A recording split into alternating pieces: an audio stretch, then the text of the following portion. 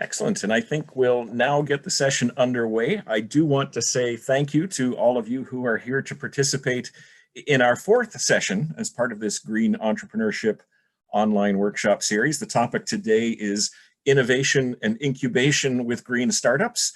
I'll talk a little bit more about that in a moment, but before we begin, if this is your first time attending one of these sessions, we would direct you towards the interpretation icon at the bottom of your screen. If you click on that icon, you can select your preferred language from amongst English, French, and Spanish. And once you've selected that language, go back into that icon and mute the original channel, and then you'll be able to hear all of today's content in your preferred language. So the interpretation icon and then your language of choice. And as is our custom in Canada, I want to begin today with a land acknowledgement. This event is being sponsored by the University of Waterloo, which is situated on the traditional territories of the neutral Anishinaabe and Haudenosaunee peoples. And the University of Waterloo is also located on the Haldimand Tract, which is land that was promised to the Six Nations, an area including 6 miles on either side of the Grand River. My name's Brock Dickinson. I'm the entrepreneur in residence with the Faculty of Environment at the University of Waterloo, and I'll be your host and MC today as we work through a series of interesting presentations, discussions, and ideas related to innovation and incubation with green startups. This workshop is part of a series of workshops that has been run over the last few weeks in partnership between the University of Waterloo and the Commission for Environmental Cooperation. The Commission is a tri-national agency that works with the governments of the United States, Canada, and Mexico to coordinate environmental activities between the 3 jurisdictions, and we're very appreciative of the support that they've been giving us through this entire process, including the technology platform that we're meeting on today and the simultaneous translation that is allowing many of us to participate. This session is also co-sponsored by a group called the EcoInnovation Network. This is a collection of green innovation hubs at post-secondary institutions across the 3 CEC countries. And you can see on the screen the current partners within that network. We're very grateful for the support of all 8 of these institutions, and we welcome their students that are part of this event, but also students from other universities, literally all over the world. We currently have more than 740 people registered for this workshop series, and they come from 44 countries. And the numbers just keep building. At our last session last week, we in fact had first-time participants from Jordan, from Morocco, from the Netherlands, from Spain. So it's great to see that not only are we reaching young entrepreneurs across North America, but literally all around the world as well. As I say, this program is being simultaneously translated into French, English, and Spanish. So feel free to use those interpretation icons to select the language of your choice. We are also recording these sessions, and they will be made available in all 3 languages as time permits. English versions are being posted on an ongoing basis on the University of Waterloo Faculty of Environment YouTube channel, but we will have French and Spanish versions that are posted in the near future as well. If you want to get access to those, send us a note and we'll make sure that when those are live and ready, we can send you a notification and a link to be able to see those videos. We're going to have a little bit of a different structure today than we normally do. So we quite often have presentations followed by question and answer sessions. And to some extent, we'll do that today. But we're going to upend things a little bit because Ryan, who's going to speak in a few minutes, has asked that before his presentation, we actually get some questions so that he has some ideas about what you're most curious about. So I'm going to speak for a few more minutes, and then we're going to open it up for that initial Q&A session, which will lead into Ryan's presentation. And then later we'll hear from Jeanette. And then finally, we'll have an open Q&A session for both Ryan and Jeanette to respond to your questions. To ask your questions, type those into the Q&A function. What that will do is it'll send us a note. The chat function is open. We haven't always done that at these sessions. Today we've opened it up, but we are not monitoring the chat. We are only monitoring the Q&A section of things. You can type your questions in English, French, Spanish, any of those. They will come to me in translation if need be, and I will pose them to our presenters once we reach those Q&A sessions. So we're trying to make this as interactive as we can. So feel free to pose those questions. We're going to move to the first of those Q&A sessions in about 5 minutes time or so. But before we do that, I recognize that some of you who are here today might not be that familiar with the idea of incubation and what this is that we're actually talking about today. So let me take a step back and lay a little bit of groundwork first. One of the questions we often ask ourselves is, how could we support startups? And one of the sad realities of businesses starting up is that not all businesses will survive. On day one, every business that gets started operates and exists. But by day two, some of those businesses begin to close down or fail. And if we look over a 5 or a 10-year period, what we see is that the survival rate, the number of businesses that survive over time, declines. The chart that we show on the screen shows that this is true of every sector. It doesn't matter whether we're talking about agriculture or manufacturing or retail. In the beginning, all startups exist, and slowly over time, the number of startups that survives diminishes. However, what we discovered a number of years ago was that if we can provide direct mentoring and support to startups, their survival rate improves. So the chart you see here is made up of data from Canada's 4 Atlantic provinces, and the gray line shows the general survival rate of businesses in that region, declining over time. But the blue line shows the survival rate of businesses that got formal support, formal mentoring, formal hand-holding from people who could give them advice and guidance as they were operating on their business, operating their businesses. And what we see is that those startups that get that kind of support have a higher survival rate. They still don't all survive, but the survival rate is higher. That idea is what sparked the notion of incubators and incubation. The very first incubator was created in Batavia, New York, back in 1959 by a gentleman named Joseph Mancuso. And the idea was that they had an empty factory in their community in Batavia. And they said, well, maybe we could create a center where we provide that mentorship and support to startups. And by doing that, we could increase the number of surviving startups over time. And they called their program an incubator. And that's the beginning point, 61 years ago, of a whole sort of series of ideas that we now call incubation. And what we have found over time is that incubation works. Incubation has a very positive effect on the survival rate of startups. Here's some data from the US. The bottom 3 lines that we can see there show the survival rates of startups in Silicon Valley, in California as a whole, and in the United States as a whole. And those top 2 lines in green and orange show the survival rates of businesses, of startups that actually worked with 2 incubators in California, 2 incubators known as Y Combinator and Techstars. This demonstrates in very real terms that if we can incubate businesses, we can help them succeed. This has meant that everybody everywhere is rushing to start incubators, to launch incubation programs to better nurture startups. The last really detailed study of how many incubators exist in the world was done around 2013 and suggested that there were almost 9,000 incubators.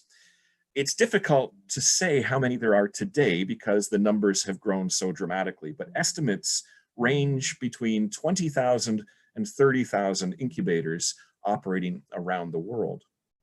And as the number of incubators has expanded, we've also kind of thought about how we can focus those incubators a little more, how they can become more specialized to better support businesses. So for example, in addition to incubators, we now talk about things like accelerators. And there's lots of different ways of defining these structures, but typically an incubator works with the earliest stage of a startup, with business planning, with exploring the idea for a startup, with thinking about what a product would look like. And then accelerators have been developed for the next stage, when a startup actually begins to have clients, or begins to attract investment into its operations. And so there's this sense that as time has passed, we are starting to specialize the way our incubators work. But specialization isn't just related to what stage of growth a startup is at. We're increasingly specializing our incubators by industry sector as well. The chart that we see here on the screen comes from a university in Taiwan, the National Sun Yat-sen University, which actually operates 8 different incubators. And it operates 8 because it focuses each of those incubators on opportunities and startups within a particular sector. And so sector-based incubation is something that we've started to see a lot of as well. And one of the areas that has become a focus for our incubation efforts is the green sector. Sometimes we talk about the clean tech sector, we talk about clean energy incubation, we talk about environmental incubation, but this green sustainability focused sector is increasingly a target of incubation activities. That's in part because the needs of businesses in the green space differ from the needs of businesses in other spaces. So for example, some green startups have found it more difficult to attract investment or financing than other types of startups. And so green incubators often address that question as a key element of the services that they offer. We also find that traditional incubators could be very general in their approaches. If I was in an incubator with a startup developing some kind of an app for use on a smartphone, I just had to think about how I interface with the consumer who might buy that app. But if I'm a green startup, I might be working with some very technical tools and technologies, things like green energy technologies or water treatment technologies or soil remediation technologies. And therefore, having a general support structure to help me through that doesn't always meet my needs. I need more specialized, more technical supports. Therefore, we see that the challenges of green startups can be very unique, and the programs that green incubators offer are often tailored in that direction.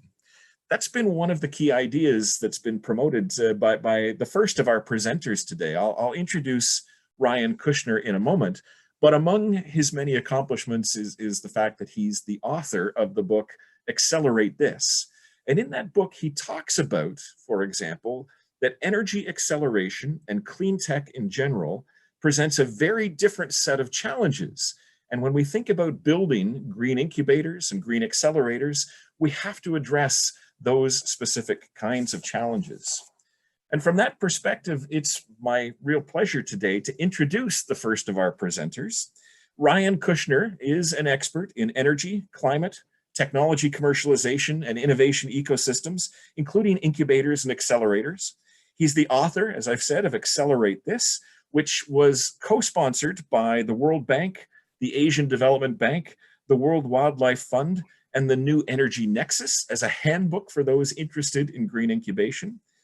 He is the founder of groups like the Free Electrons Global Utility Accelerator. He teaches at the Singularity University, and he's a mentor at Techstars and the Big Ideas Ventures, very involved in the startup community.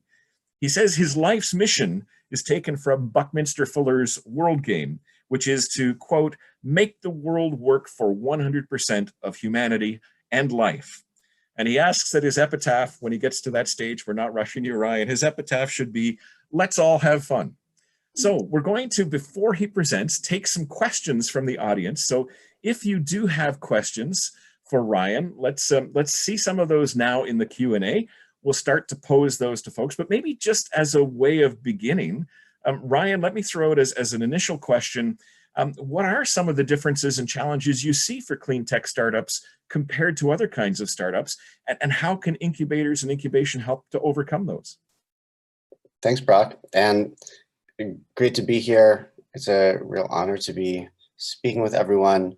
And just to say, my emphasis on questions is that this and everything I do is always very customer centric. So I know the material, I can talk your ear off about it, but I'm really here to answer questions, help people that run accelerators to be more effective, people that are looking to get into accelerators, to the question, should I do that? why should I do that? Sort of how do I approach, like, sort of getting on this track I'm to some sorry, degree of being an he is accelerator. cutting. How's my audio for other people?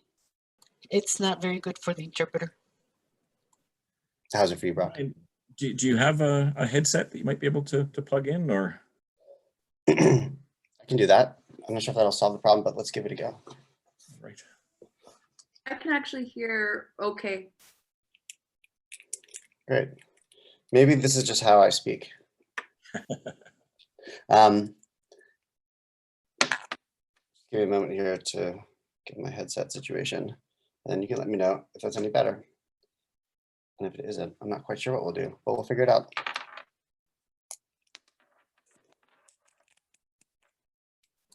What is happening is you're breaking up. Hi. Let me know. And what the translator, what is your name? Rosa, you're breaking up. That's what's happening. Is this better? Yes. Can you No, go ahead, hold please? on. Thank Wait. you. Can someone speak? Yeah, you're good, Ryan. Yeah, sound is great now, Ryan. No, Thank I you. can't hear anything. This is great. Hold on a moment here, because now I can't hear anything. Oh, wait. Hello? Brock, can you just sing me a song or something really quickly? Yeah, test, Like, test. Can you hear me I can't now, Ryan? hear. Just give me a moment here. Let me Okay. sort out my Maybe as we situation. continue to work through this, I know we're kind of upending the agenda here, but We can play a fun game in the meantime. do you want Sounds to great. step in and maybe start to answer that question around how incubation and acceleration differs for I'm actually going to plug clean into the tech game. and green businesses versus other kinds? Sure, I'm happy to jump in. Can you hear me okay? Hey. Okay, great. Yep. Ryan, can you hear me as well now? I can't actually hear anything. I can't use these headphones, it looks I'll like. keep going. So great to see everyone. My name is Jeanette Jackson. I'm the CEO of Foresight. We are Western Canada's clean tech ecosystem accelerator. And so it's been great to see Brock's introduction in terms of not only the differences between an incubator and an accelerator, but to kick off the question with why green tech and clean tech acceleration is so important and how it's unique. Well, quite frankly, if you're going into a business like clean tech, there are a lot of unique challenges to the sector that you need to be aware of coming out of the gate. And those things are more complex sales models, higher capital requirements, often a longer time to market. You might also have some policy considerations depending on your target audience and customer base, et cetera, et cetera. And so the more quickly you can surround yourself with an effective network to help you navigate those startup questions and challenges, then the better off you'll probably be in building a company and building your business faster than you may have otherwise done it alone.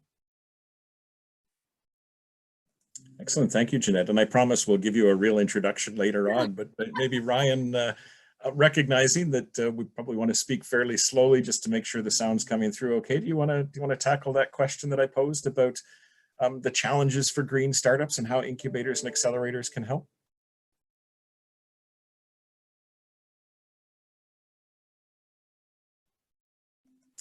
And it looks like we still don't have Ryan back. So, Brock, do you want me to jump into my presentation and then that'll get Brock, or that'll allow Ryan to get set up? yeah, we'll do some troubleshooting in the background, but let's go to Jeanette's presentation and then we'll circle back in a few minutes' time for Ryan. We do have a lot of great questions coming in for Ryan, so it's great to see that. I promise we will get to some of those. But in the meantime, let me introduce Jeanette. Jeanette Jackson is the CEO of Foresight, which is a clean tech ecosystem accelerator, empowering entrepreneurs and energizing the world-class clean tech industry across Canada.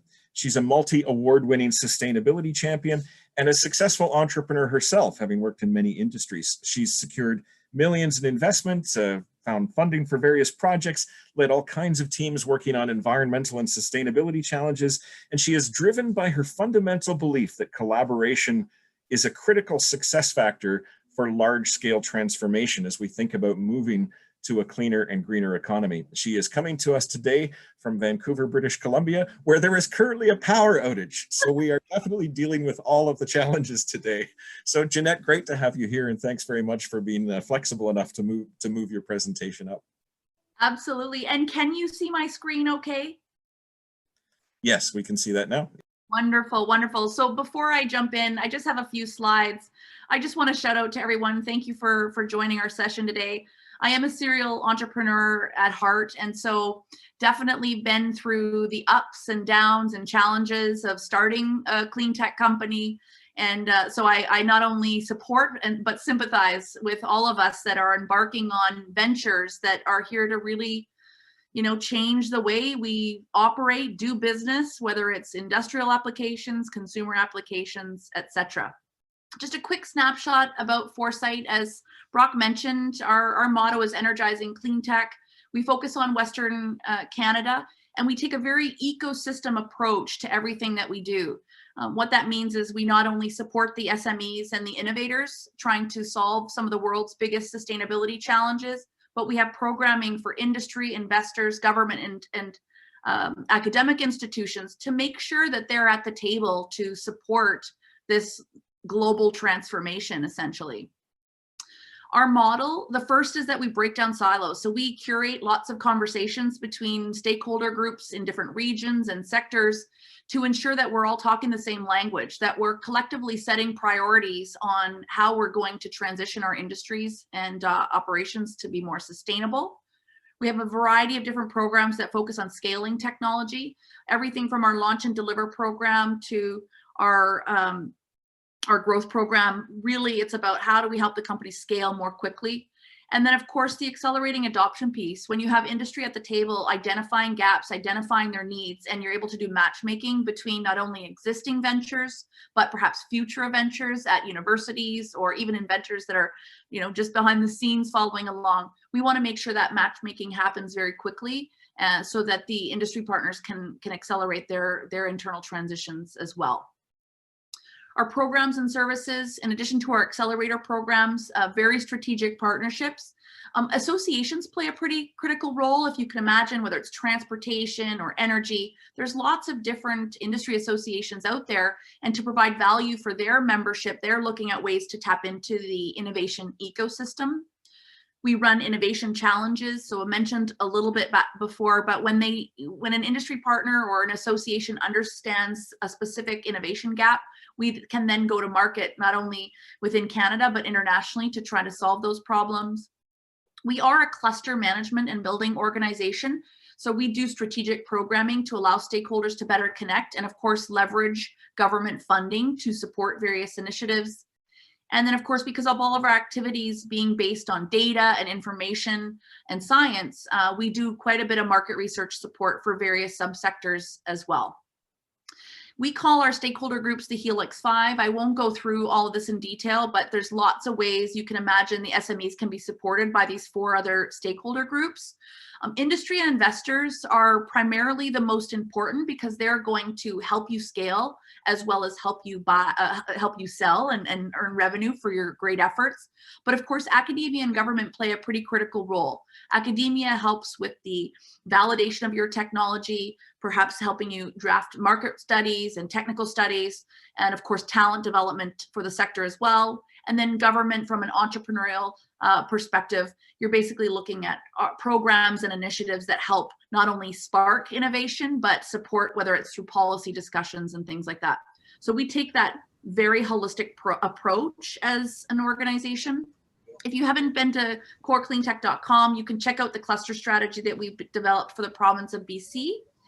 And we, in addition, Hi. Sorry, if you could just slow down a tiny bit. Sure, I'd love to. Running after you.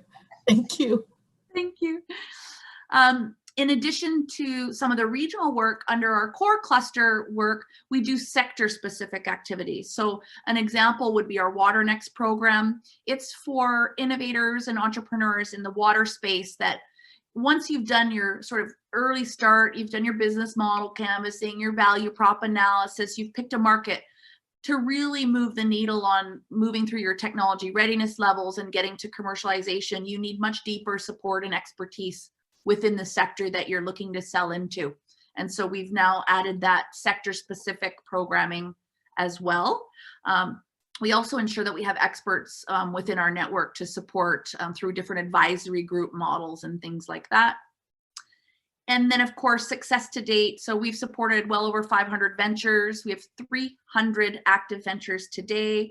We have quite a few successful exits to highlight. Of course, it's the work of not Foresight, the companies themselves and the entire network of groups, including the folks like Third Derivative, who are helping the ventures succeed. Over $250 million in company financing. Revenues have actually, for our companies, surpassed over 200 million. I have to update that slide. Lots of green jobs, but I mean, we've basically summarized our entire economic impact in clean tech and sustainability to be about $1 billion over the last 5 years. And then I'm not sure, Brock, if you'd like to just maybe reopen it up to questions and comments. I sort of had a conversation bucket slide on these sort of 5 topics, and happy to take the approach that you see best. Thank you.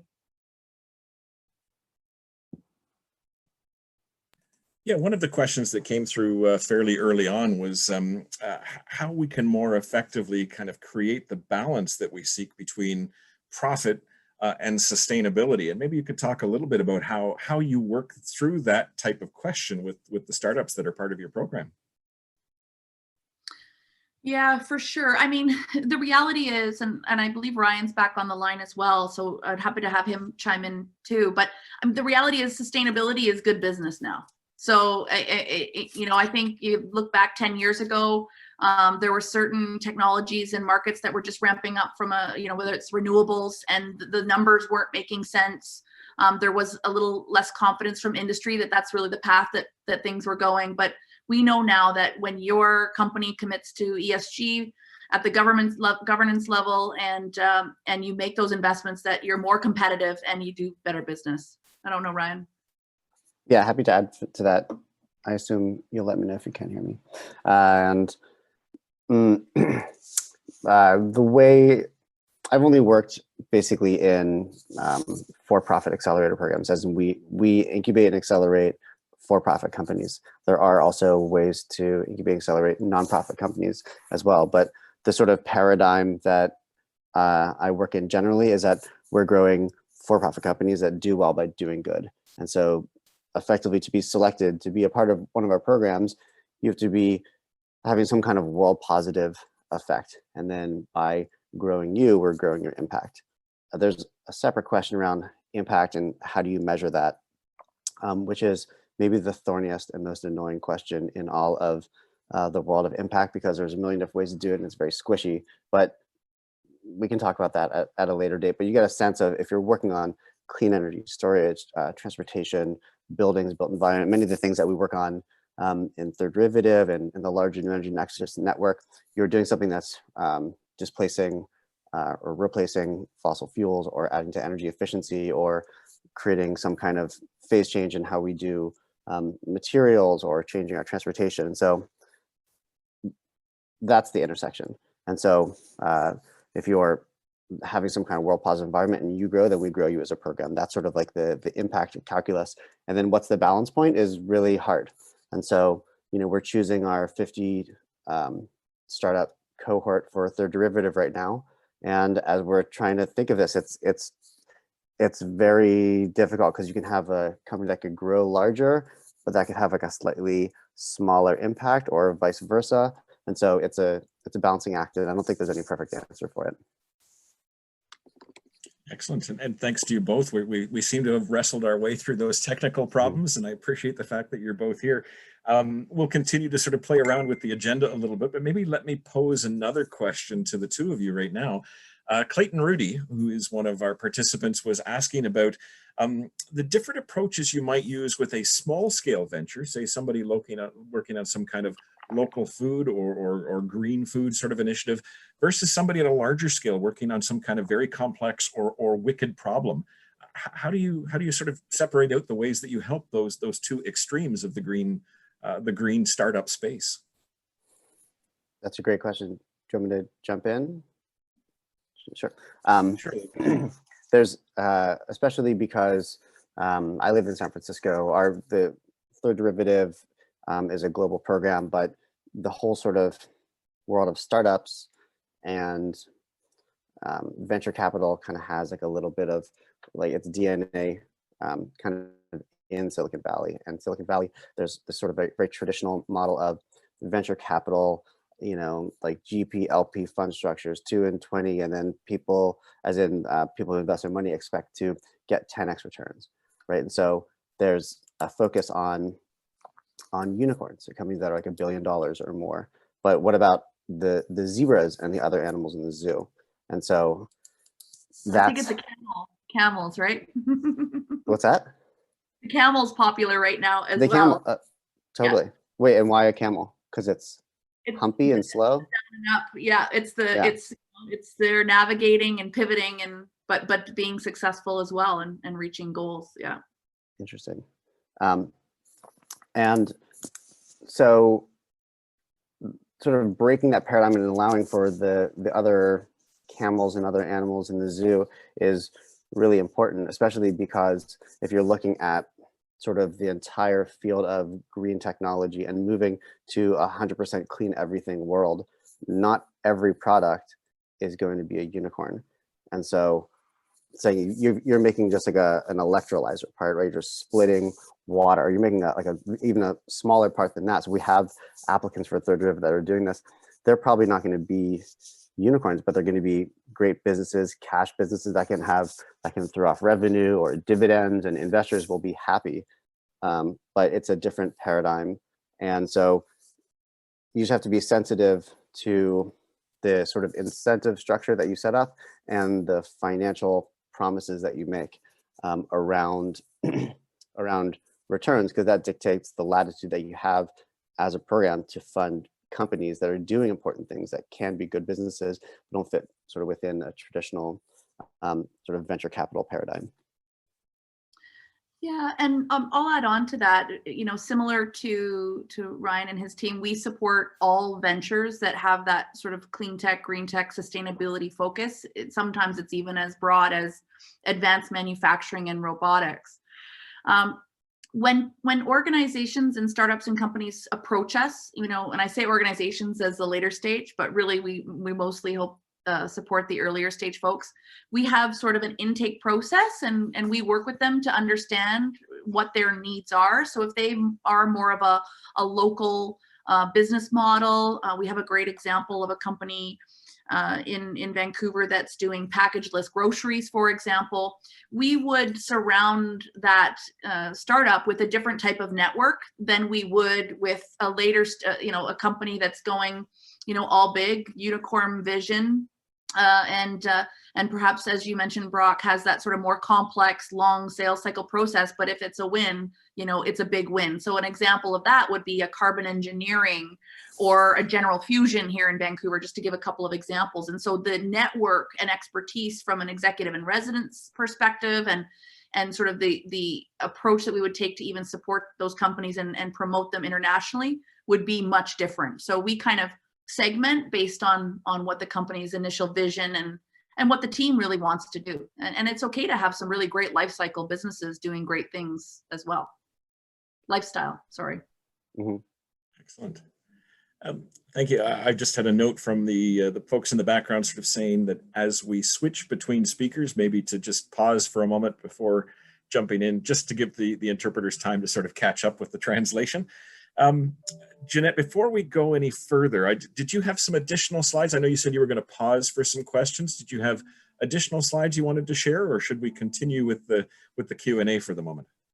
We can continue. What I had done is I just had highlighted sort of, there were some specific questions around facilities and unique challenges and getting started and hot tips. So I was going to use that as a talking point to close off, but I think full steam ahead with questions is fine. Well, let me pose 2 more questions then, and then maybe we can go to the balance of your slides, and then we'll switch things around and move towards some of Ryan's contents. But I have 2 interesting questions here. The first one is from Carla Alcantar, who wants to know if you were trying to connect your startup to a green incubator, how do you find them? Is there a list of them somewhere, or a directory, or how do you reach out and discover where green incubators are? For us, it depends. It can be word of mouth. So if you haven't done any networking yet, you might want to attend some local Innovation Network. So it doesn't have to be Cleantech. You know, surround yourself by folks that are entrepreneurs more broadly, and they'll refer you to some different organizations. In Western Canada, any government organization that you go to will generally highlight foresight as an avenue for you to connect with. And of course, we also are quite engaged, as mentioned before, with venture capital and universities, and so they may make introductions as well.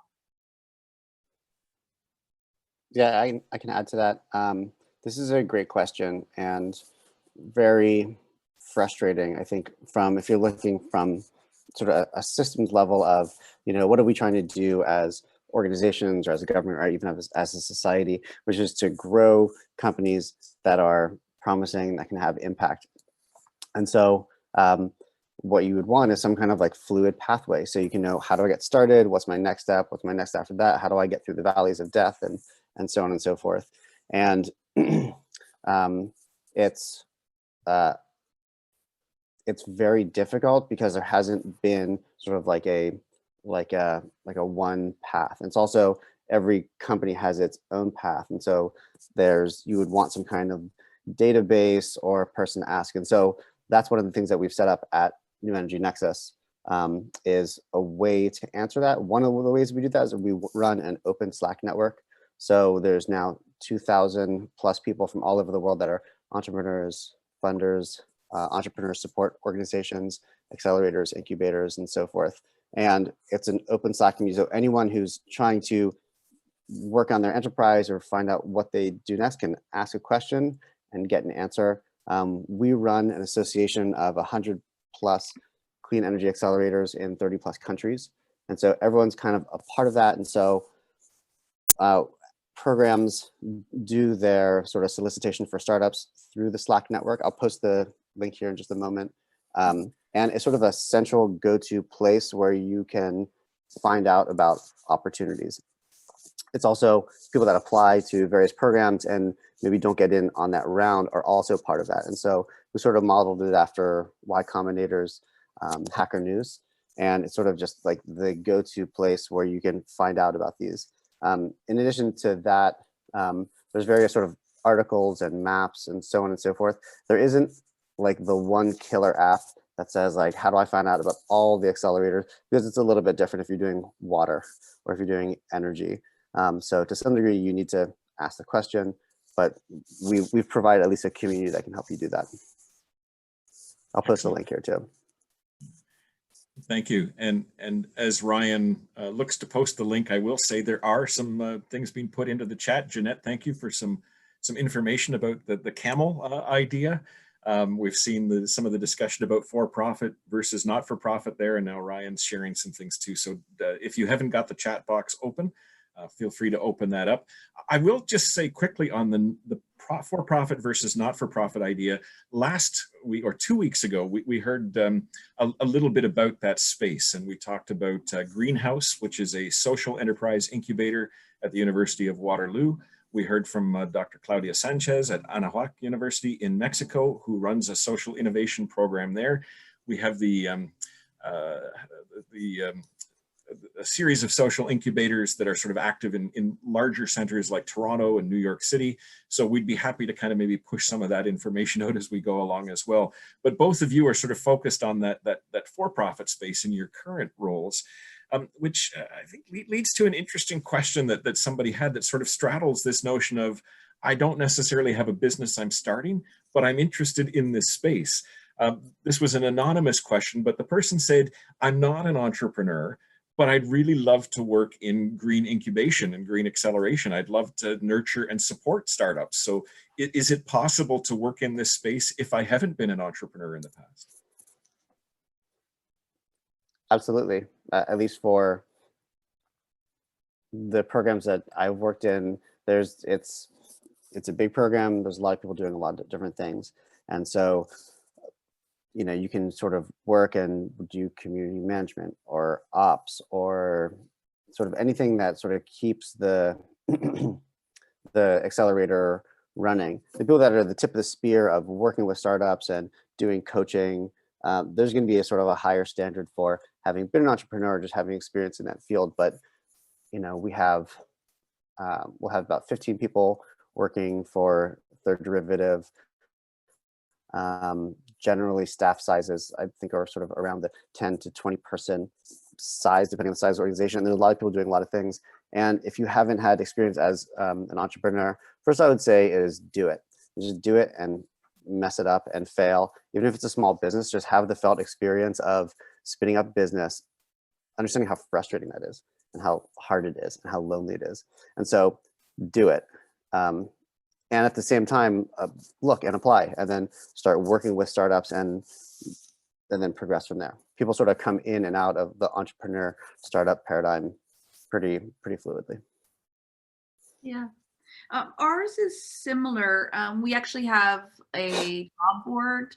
So if you're interested in working in clean tech and sustainability, you can see not only what larger organizations are posting for sustainability jobs, but the SMEs and the entrepreneurs as well.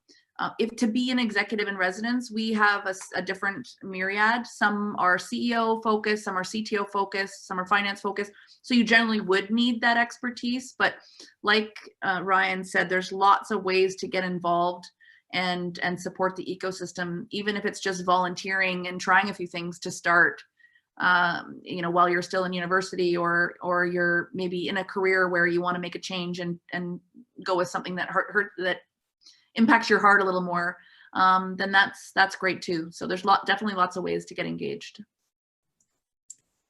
Excellent. And maybe Jeanette, now I'll get you to switch back to the balance of your presentation, and then in a couple of minutes we'll move on to Ryan. Oh, sure. I will. I might not be able to because of my my Wi-Fi or my power issue here. Let's see what happens. The first, it was really just bullets based on some of the questions that you had highlighted, Brock, in the email as we were preparing for this. The first was sort of just a little more detailed conversation around the difference between an incubator and an accelerator. And I'd love to maybe get Ryan's thoughts on this as well. Foresight is a little bit of a bridge of both. And what I mean by that is an incubator to me is more where a problem's been identified and you're actually incubating a company to solve that specific problem. And it does have a little bit more of a pathway.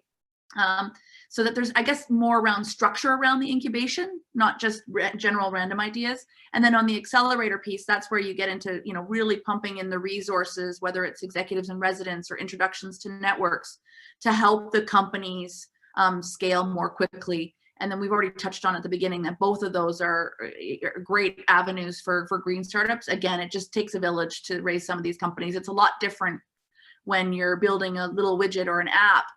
You need a computer and a couple of programmers and away you go. But green startups tend to have a lot of different elements to them that make them more complex to manage, but perhaps a greater upside. The next question and comment you had on sort of prepping for this was around the facilities and support. We actually, as an organization, do not provide facilities, and I guess we're kind of lucky given what's happened with COVID and you can work from home. That being said, there are unique challenges for companies that are building things. You're not just a software company, which, by the way, digital clean tech is definitely hot when it comes to data and analytics right now. But if you are building something tangible, you do need a space to do that. And so how do you either connect with a university? You have to make sure that their IP considerations are well thought through. An example is when you go to certain universities to use their facilities, if you have a PhD student or someone working on that, you do need to consider the opportunity for them to take some equity into your IP.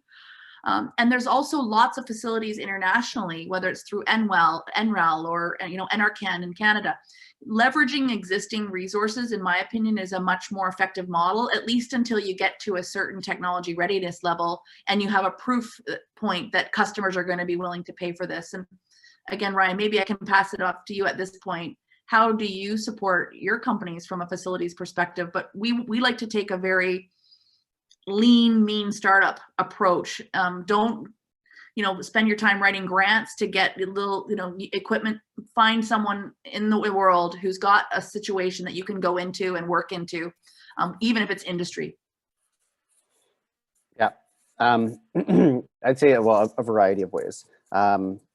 Speaking, like sort of through like the University of like Waterloo, you imagine a lot of a typical path is that your student or grad student and you're working a professor, there's a fundamental technology. You think this could be a business. And so then let's think about spinning this out. Maybe there's something in your facility or in your university facility or attached to it. I can help you sort of get over that next sort of valley of death.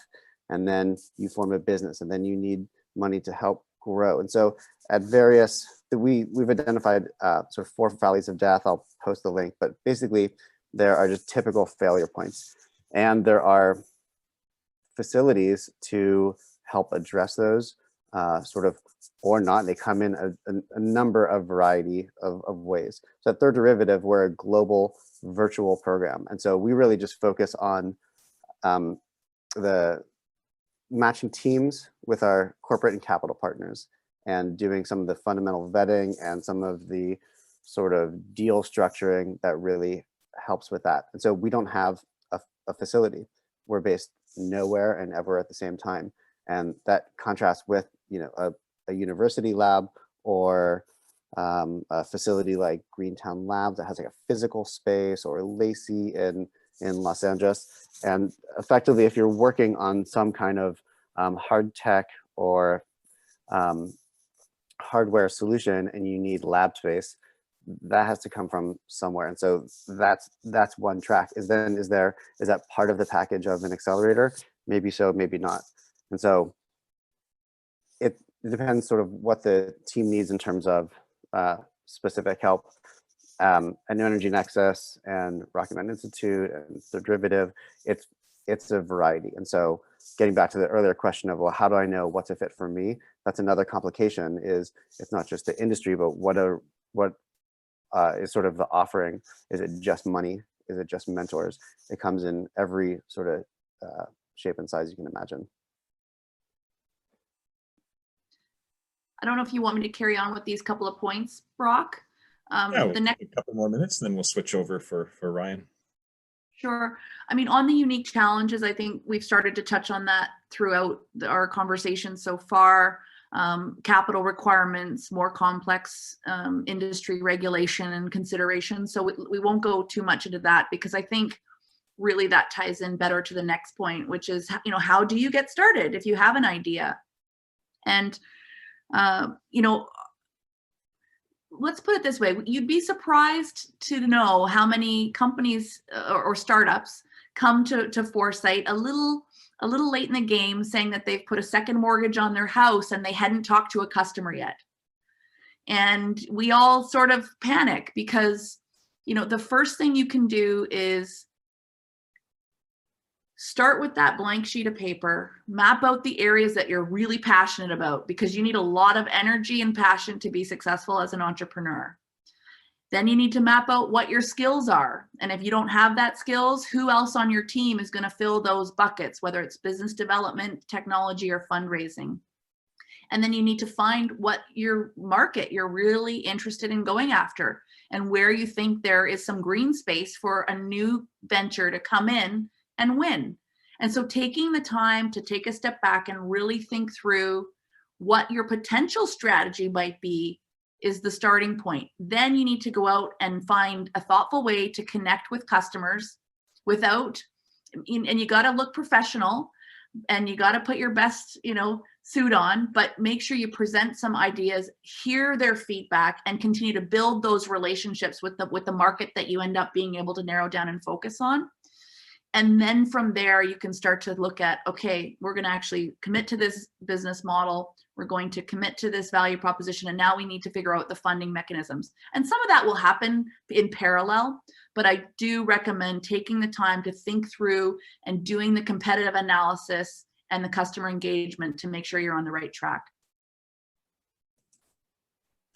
That's excellent. Thank you, Jeanette. I think that's very helpful. We'll keep you around, power supply permitting, for the Q&A that we'll come back to in a few minutes' time.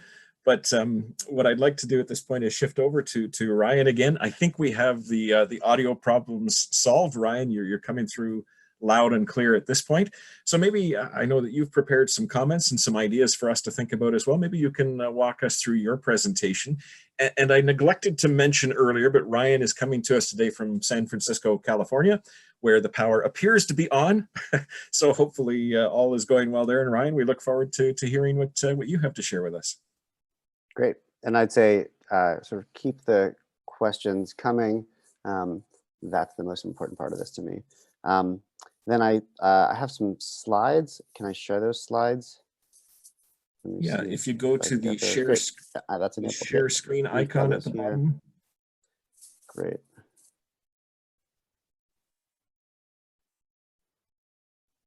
Let me just get my guys here. Yeah, and if you can So make I'm not that, going to go through this exhaustively. if you can make that full screen, Ryan, so that it's easier to see on the other end. Sounds great.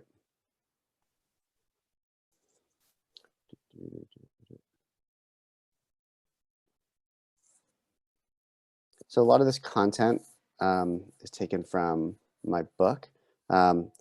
We've covered some of it, so I'm just going to skip through and keep it interesting. So just a bit about me. I wrote a book about accelerators. I'm an accelerator guy. I started my journey as an MBA student, and then I worked in a clean tech startup. And then I moved to working to clean technology accelerator program based in Hawaii called Elemental Accelerator. And then I had the chance to create free electrons and work on a lot of programs, and then moving on to my current program, Third Derivative, which I'll talk about in a moment. This is the book. You heard about this. These are the sponsors. It's on Amazon. You can buy the physical book or an Audible or whatever you want. And if you drop me an email, I'll just send you the PDF. The most important thing is that you have it and in the format that's good for you. My sort of personal driver in this, which I think is important to talk about, is to solve climate change. When I did my Green MBA here in San Francisco, I saw the Keeling curve and I thought, holy shit, this is a really big deal. Like, this is humanity's grand challenge. And I'm not actually sure how we're going to solve this. And then I thought about what I want to do with my career. And the average person spends about 80,000 hours in their career. And I thought I'd be incredibly bored if I wasn't doing something that felt like it was meaningful, or that it had sort of, you know, the Daniel Pink philosophy around workplace satisfaction is autonomy, mastery, and purpose. And to have that purpose aspect filled in by climate change seemed to make a lot of sense. And so then you already heard that one quote about Bucky, but he talks about himself as a trim tab. The trim tab is the little rudder on the big rudder that turns a big thing like a ship or a plane. And so he took this, and he was a Navy man, US Navy man, before he invented the geodesic dome and things like that. And he really identified with this concept of a trim tab. He said, what can he do in his life as sort of a just regular person with average intelligence, born into a normal family? He said, I'm going to live my life as a trim tab. So much he put it on his epitaph, which you see there, which is pretty powerful. And so then I've worked sort of, I started in clean energy, and then I've sort of branched out into carbon tech, ocean tech, clean meat, and sort of systems innovation. My wife runs the Buckminster Fuller Institute, so that's how I got involved with that. And now my recent project is Third Derivative. The sort of physics and engineering geeks out there will probably understand the reference of Third Derivative. But to break it down, the first derivative is sort of your direction. So if you're on a roller coaster, you're going in a direction, you feel that acceleration. The second derivative is, you go around a curve and you feel that sort of outward acceleration. And then all of a sudden, there's an acceleration of that acceleration. So it's a bump or a jerk, technically. And so that is the third derivative. And so that's sort of our physics joke around the name third derivative, is we're accelerating rate of change. We're changing the rate of change. And the program itself is a joint venture between the New Energy Nexus, which I mentioned before. We run the global network of climate tech accelerators, and the Rocky Mountain Institute. And for you Canadians out there, you'll probably recognize the background, which is Vancouver. So shout out to Canada. And so again, I'm just going to skip through this and sort of get to the most sort of interesting bits of content that I think that we haven't covered already. What's an accelerator? Is it a co-working space, a training program? Do you get equity? Do you give equity? Do you get money?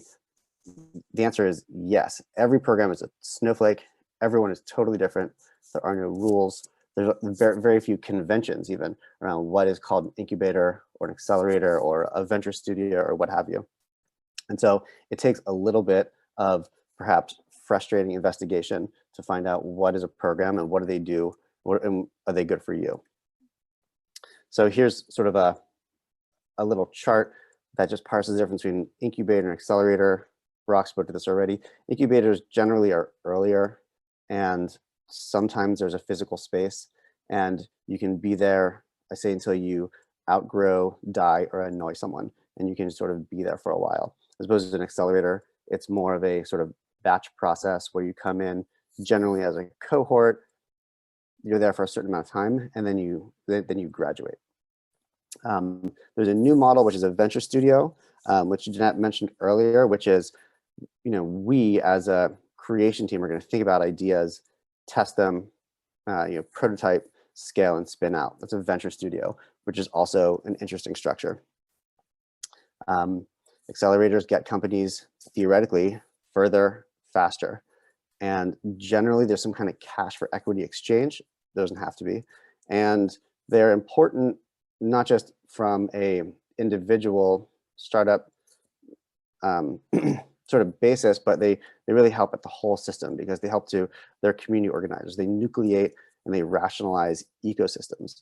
And that's good for investors, that's good for policymakers. They sort of act as like a fundamental organizational structure because they organize hive mind.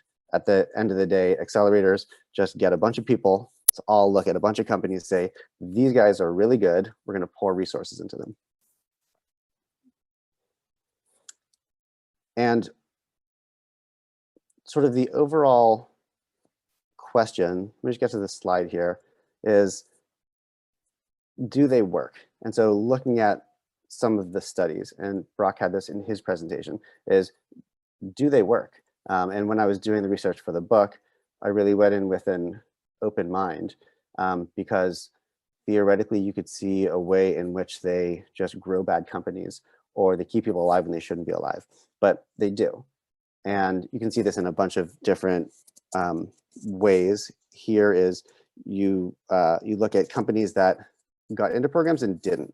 And so it's hard to always know the counterfactual when you're thinking about this, but this study was done in an interesting way where they looked at companies that were just in the margin of getting in or getting out. So effectively there wasn't a huge amount of sort of quality difference from them. And so you get a real sense of the additionality, like did the program help them survive? Here, yes, the accelerated ventures stayed alive longer and grew more money. And they were able to grow more. So here's another way to look at that same thing. And if you sort of model it all out, accelerators on average help about 15%.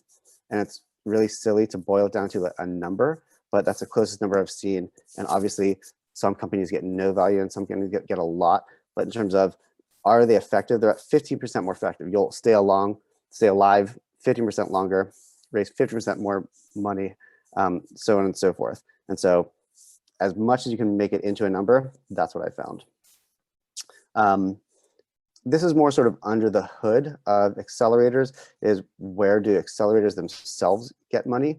And the people that work for programs can speak to this, but a lot of it comes from corporations and governments. And I think that's interesting to know, just as, even if you're a startup and you're applying, you want to know what makes them tick. What are they looking for? You're always trying to get sort of inside the head of the partners that you're working in and understand sort of what their drivers are. And as it came up earlier, sort of what's the balance of impact of a scalable business and your economic returns and your climate or otherwise impact. This is a bit repetitive. This is, I'll send everyone this deck, but this is sort of talking specifically around the funding structure for Elemental Accelerator, which was funded by the US Navy, but also had private funders.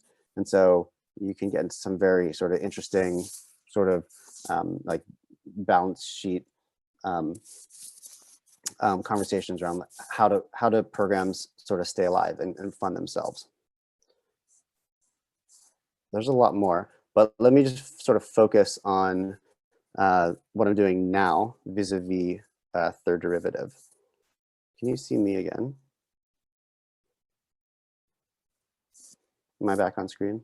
Yeah, you're still small. If you can hit the stop sharing Good, button, great, should great, come down from the top of your screen. great moment here.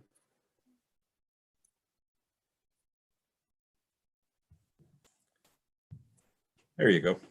Great. Let's a moment here. And so that sort of brings me present day to speak about third derivative. And what I'm particularly excited about at third derivative is that we understand effectively what our role is and what our opportunity is in terms of helping to elevate the entire sort of climate technology ecosystem. So number one is we understand that we are a program, and while we are funding and accepting 50 companies this year, and those are the areas of energy and storage, transportation, buildings, built environment, industry, which covers cement, carbon, chemicals, industrial processes. Really, it's a broad swath. We're going to accept 50 companies. We have a bunch of corporate sponsors, Wells Fargo, Shell, BP, Microsoft, BASF, the list goes on and on. We can only really spend our program time and our staff time on the 50 startups that sort of fit our program right now. And are they the best companies? They're the best companies. No, not in an absolute sense, because that's impossible to measure. They're the best companies for our partners right now and what we can do as a program right now. And so the people that don't get into the program, we got about 600 plus applications for the program. We will take 50, so 550 companies. We all want to help. And so we do that through inviting everyone to be part of the New Energy Nexus Slack network, which I posted there, to stay in touch, improve their product, find other opportunities, and then come back to us. And we really want to stay in touch with all of the companies. And so there's usually this cliff in a program between those that are in and that are out. And I think that doesn't really make sense from a impact perspective, because the people that didn't get in this time, you still want to stay in touch with and help and curate them, because this is a big problem, climate change. And these are long-term challenges, and solutions are going to take years to develop. And so that's what I think is particularly interesting around third derivative, is that it's a big program. There's also a lot of other opportunities around it. And when you join sort of our mailing list New Energy Network, you're sort of getting on that path, which hopefully makes it easier for people starting out in climate technology or already working on a solution to sort of find their way. And so we really are dedicated to rising the tide of all of the various sort of industries that we work in. The program itself, it's global, it's virtual. We're trying to open source as much as we possibly can. Applications, we're moving to a rolling application system starting in January. And we're kicking off the program proper December 1st and 2nd with our virtual summit. And I invite you to keep track of us, apply, become part of the network in whatever format. And then I would love to answer more questions if there are. Yeah. Yeah, we have lots of questions rolling in. Jeanette is down due to the power outage to just a little bit of her power left, so her video is off, but she is still here to be able to take part in the Q&A.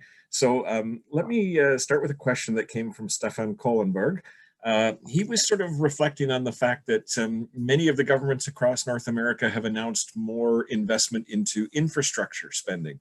And he's wondering what the implications of that are for green startups and for the incubation of those startups, and whether you're seeing that in your mix of clients and opportunities that you're looking at these days. I'll throw that out to both of you, but maybe Ryan, if you want to start. Sure. I'm trying to understand what's in scope and what's out of scope for infrastructure, right? And so infrastructure, I think, sort of roads and bridges, does that also include the electrical system? So assuming that the answer is yes, and then we're talking then about generation, transmission, delivery of electricity, right? We're talking about poles and wires, and we're talking about smart meters, and we're talking about behind the meter, in front of the meter, energy systems and storage. Then the answer is yes, that really matters. What that means, not from necessarily from an accelerator. Sure, an accelerator could get a grant, right? So to run operations and to give that some of that money away, but it's probably more relevant for grant-making organizations. And so as part of New Energy Nexus, we have a program called CalSeed, which is sponsored by the California Energy Commission.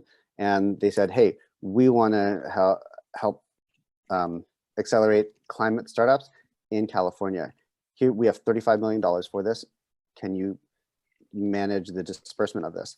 And so that's what that is. And so it's more of like a grant disbursement program with some training, as opposed to more of a traditional accelerator, just insofar as where the funds come from. And so, yes, it matters. And if you're sort of like trying to like understand just the capital flows, it's like, oh yeah, so there's this money, where's that money going? You can just probably look at the reports and say like, well, some of it is going through organizations that are doing grant making. Chase those organizations down, become friends with them, and try to get that money. Jeanette, would you like to I'm weigh in on this one too? Yeah, if you can hear me okay, great. Absolutely. I think it's sort of two ways. One, there have been several companies that have been trying to scale up their infrastructure startups, as Ryan mentioned, whether it's transportation, energy, storage, distribution. And so this is really a kickstart to scaling up companies that are solving those challenges. And on the flip side, the only fortunate thing about a crisis like COVID-19 is people tend to get quite, when there's challenge and need, people often think outside of the box on how they're going to survive. And entrepreneurship and solving problems tends to be part of that. And so when announcements like this are made, it can often kickstart some thinking about a sector that someone might want to go into, like infrastructure, because there will be significant investments and programming and opportunities ahead. I may be cutting out, so I'll leave it at that. That's great, thank you. Yeah, we'll hopefully be able to keep you for a few more minutes. Let me pose the next question, starting with you then, Jeanette. One of our participants, Zaki Arshad, was sort of reflecting on the fact that you're both coming from green accelerators, but there's a lot of incubators and accelerators out there that have very little interest in environmental issues, or at least have traditionally. How could we encourage existing structures and the broader startup community to become greener and to start to think about the kinds of issues that are central to our work? Yeah, that's a great question. And I guess the same can be asked for other sectors as well, ICT, health tech. I fundamentally believe that sector-specific expertise and focus for an accelerator is quite important. And that may be driven by your industry partners. Broad acceleration and we'll call it acceleration, but incubation, the early stage, there's some fundamentals around starting a business that a broader network can support: business model canvas, value proposition, customer discovery. All those things are somewhat standard, but the deeper you go into a sector, I believe that focus with the accelerator can do that. Now, are there lots of accelerators being opportunistic and saying, wow, look at those government announcements. Look at how many people are looking at sustainability and green tech as an opportunity. And so it might be just purely they have extra capacity. And so they're going to open up a channel for, clean tech innovation. But we're from the core. We started off as a clean tech, green tech incubator accelerator, and we'll continue to live and breathe that. Ryan, what's your perspective? Yeah, I agree. Great question. How do you get people interested in things that matter? Show them that it matters. It's easier now because, as you're mentioning, Jeanette, climate technology is more interesting. It's more profitable. There's more activity going on in space. There's just more commitments from local governments, states, countries to be 100% clean energy. And so it's taking off, you know, in its own momentum. So I think that's interesting, putting out the values argument. But you know, if you're trying to convince someone to create like a dating app or an energy savings app, I think that you just need to have the conversation around sort of what matters and what will feel good long term. But we need to date too, so there's no shame in that either. The next question, this is an anonymous question, but I think is probably one that a lot of young entrepreneurs are struggling with. You know, we talk about all these business issues and complex structures like incubators and accelerators and all these sort of formal tools that are available. This individual was worried that they don't always come across that professionally. So how do you learn the language? How do you learn to kind of present yourself the right way to you know, be seen as credible by somebody operating an incubator or working with startups? So how do you start to build those basic skills? Great question. So I'm going to put some resources here. Look at existing models and see what works, and then use them. Finding the tools, curing the tools, making sure that everyone has an equal opportunity to understand what our programs and investors are looking for. Like, give everyone the advantage of sort of being in the network is something that I'm really passionate about.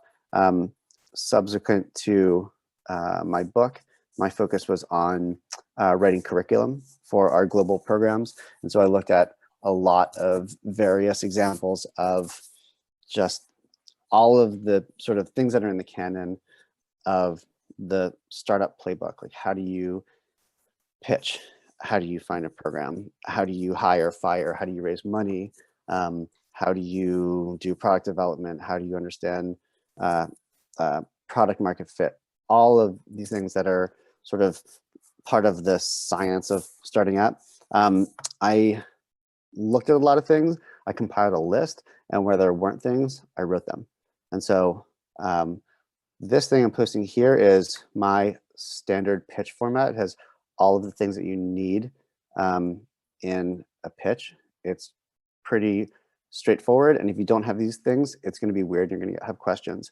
And so that's why this is called do not use this pitch format. This is totally standard. This is sort of inspired by the Sequoia deck, which is like a big Silicon Valley VC.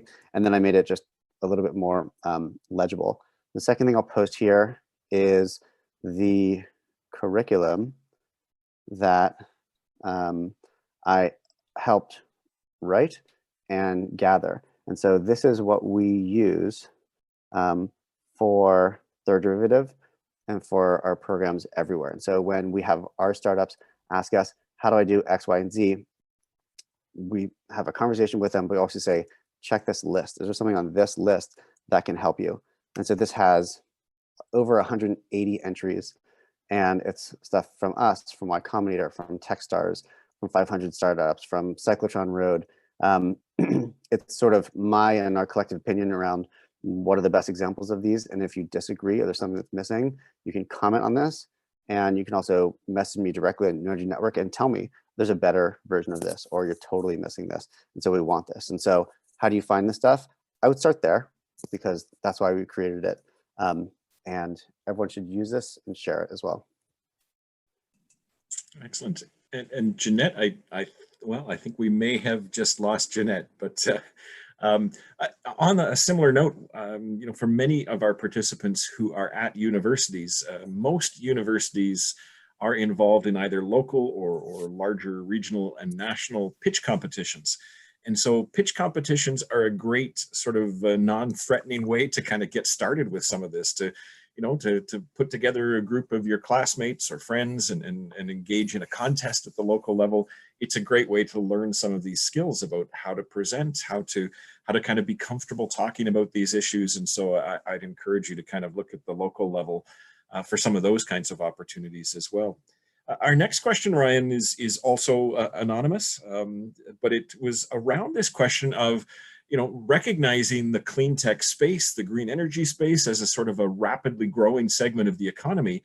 And if you're interested not in starting a business there, but in investing in those kinds of businesses, how can incubators help you to connect to those investment opportunities? So how can we sort of recognize that there may be another segment of people looking to participate in this space, but not quite sure how to do it?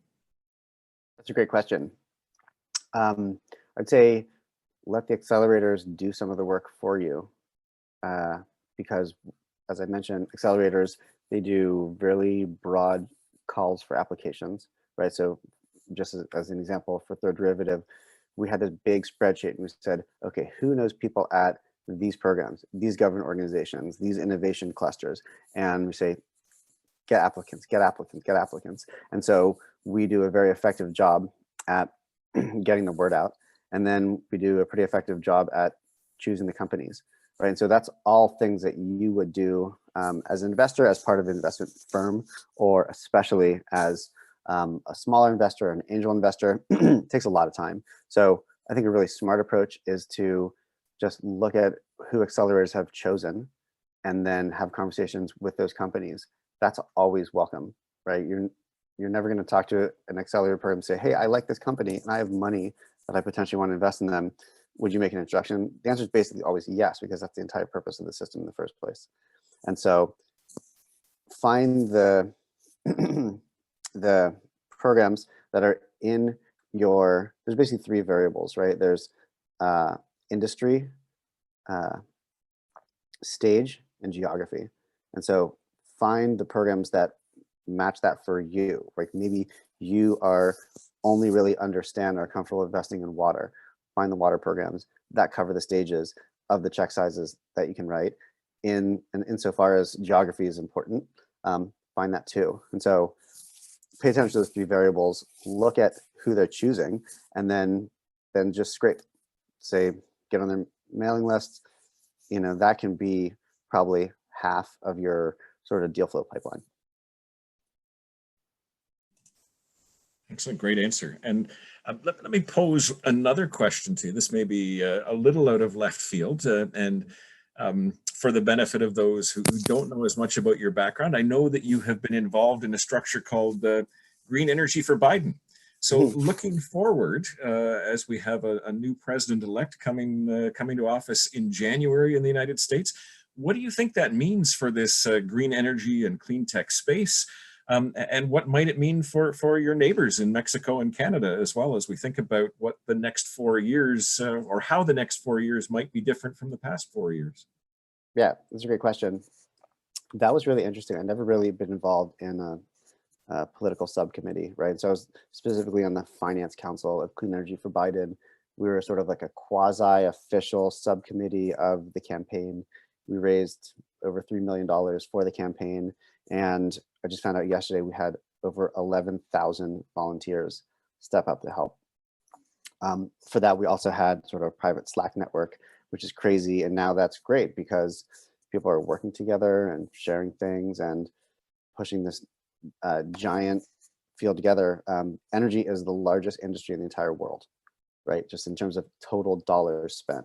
So it's really big. It's going through its largest and fastest historic change right now. So there's a lot going on. That's the power of being in the network and knowing what's going on. So there's a lot of opportunities. I think we've seen from the last 4 years what happens if you do nothing / do negative things, right? And the Trump administration, they threw as much sand in the gears as they possibly could. They helped fossil fuels as much as they could. They tried to prop up coal as much as they could, and it all failed because the market forces are so big. Clean energy is now cheaper than fossil fuels. right? And so if you're an electrical utility, just as one example, and you have more people in your area and you're going to put up a power station, you're going to put up clean energy. It's just cheaper. And what happened about 3 years ago is that there was the coal cost crossover, which was that even if you had an existing coal, and now it includes natural gas, so it's also the natural gas crossover, it's actually cheaper to build a clean energy plant and to shut down an existing fossil fuels plant, right? Because you think of effectively how much those cost and what are the costs of inputs. The inputs for clean energy are free. And if the sort of capital expenditure of spinning that up is more economic than constantly digging up coal or finding natural gas, then that's very powerful. So that's what's happening. So there's just a natural massive momentum that's happening just through pricing. That's really powerful. And as I mentioned, I think 70% of the American population lives in a district that is has 100% clean energy commitment, right? And those are 2040, 2045, 2050. And so in addition to the market dynamics, there's also a policy dynamic. That was all happening over the last 4 years. And I don't know if you looked, but there's no new coal plants. Coal is going away. You can't stop that. And so then what happens now if you change tack and you now have put the wind in the sails of clean energy, things go a lot faster. So I was reading an article this morning, assuming that there's a split government and Republicans are still obstinate and don't want to support clean energy, there's still a lot that's going to happen on federal lands, things that are in the purview of federal purchasing. It's just going to happen faster, and it was anyway. So how that affects Canada and Mexico, I think it's generally just a big price signal. Like this was all happening anyway, right? US is back into Paris, as everyone's going to 100% clean energy. COVID has decimated fossil fuels. Everything was happening anyway, and this is just one more brick in the wall to having 100% clean everything future hastened as fast as possible. And so it's probably more sort of cross-funding opportunities, more deployment opportunities for our program, for our New York sponsored program. We take companies from anywhere. And so more money happening faster everywhere, both on the innovation and deployment side. Excellent. Thank you, Ryan. I appreciate that very much. An interesting sort of set of questions to sort of add into the mix at the tail end of things. And it did prompt a couple of more questions in the Q&A as we were talking about that. So my apologies that that we weren't able to get to all of the questions that have been sort of asked today. We will sort of continue to sort of invite those questions moving forward in the next couple of sessions. I do want to say thank you to Ryan and a belated thank you to Jeanette, who, because of power reasons, is no longer with us. But we really appreciate the time and the effort that went into preparing your presentations, your ideas, your comments for today, and especially appreciate the flexibility given the sort of the technical challenges as we've worked over the course of the last hour and a half. I'm sure I speak on behalf of all the participants in saying that this has been really valuable information that we can all use in some very substantive and substantial ways. I'd like to point out that this is, of course, the fourth of the 6 sessions that we are planning as part of this Green Entrepreneurship online workshop series. You can see the list of all 6 of them here on the screen. We're moving towards a topic that a couple of the questions today sort of touched on a little bit as we think about what comes next week on the question of impact investing and fundraising for green startups. And to tell us a little bit more about next week's programs, I'd like to introduce next week's MC, Majid Mirza. Majid is the CEO of a Cleantech startup and a PhD student at the University of Waterloo. So Majid, can you tell us a little bit about what we can expect next week? Sure, Brock. Let me quickly check if you can hear me okay. Awesome. Thanks, Brock. Thanks, Ryan and Jeanette, for an amazing event with packed content. Ryan mentioned snowflakes, and that's just as we see in Waterloo, almost a snowstorm brewing up in the middle of November. probably different from the weather you're experiencing, Ryan, in San Francisco. And so the Impact Investing and Fundraising for Green Startups event, which will be held exactly a week from now, is a super exciting event because we're trying to take a funnel approach to this topic. And we have a really nice, diverse group of speakers. On impact investing, just to give you a little bit of perspective, according to the Global Impact Investing Network, over the last 2 years, impact investing has doubled in size. And according to the same report, impact investors say their impact investing allocations will continue to grow. So we'll have Samira Khan likely kicking off the session from salesforce.org in investing in green technology as an equalizer.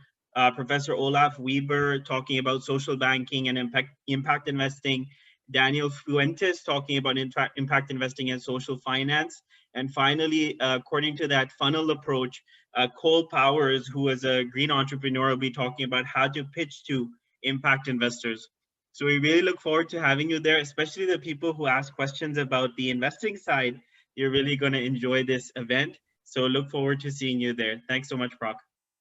Thank you, Majid. And I just want to emphasize for our international audience that although that looks like a very Canadian lineup next week, Daniel Fuentes, he is Canadian, but he's originally from Mexico. He will be making his presentation in Spanish. And so we hope to sort of accommodate all three national perspectives into the mix of what we're talking about and how we're looking at these issues next week. So we hope that you'll be able to join us for a really fascinating session that will cover a lot of interesting ground. That brings us to the conclusion of things today. I did want to sort of suggest that if these kinds of issues and topics are of interest, I've been asked to make another presentation on this field tomorrow for Brock University, another Canadian university. I'll be speaking about green futures, how innovation, entrepreneurship, and sustainability will drive the next economy. That's at 11 o'clock tomorrow morning for those who might be interested. You can see the link to that session there on the screen, or you can just search Goodman Business Breathers. It's with the Goodman School of Business at Brock University. We'd love to have you as a part of that session as well as we explore how these ideas interconnect in terms of where the economy goes next. But nonetheless, whether or not you can join us tomorrow, we really hope that you'll make the effort to join us next week and the following week for one final session focused on successful examples of student entrepreneurship. As always, we really appreciate the fact that so many of you have gathered from so many places around the world to take part in this session. We're very grateful to the CEC for their support in helping to put this together, and particularly appreciative today of the efforts of the interpreters in the midst of all of the technical difficulties that we've provided to them. So thank you all. We look forward to seeing you in a week's time. For those who can't make it next week, we hope to see you in 2 weeks' time. Until then, stay safe, stay healthy, and keep working on those green startups. We need to see that kind of activity to make the change that we all hope will happen. Thanks very much. Bye-bye.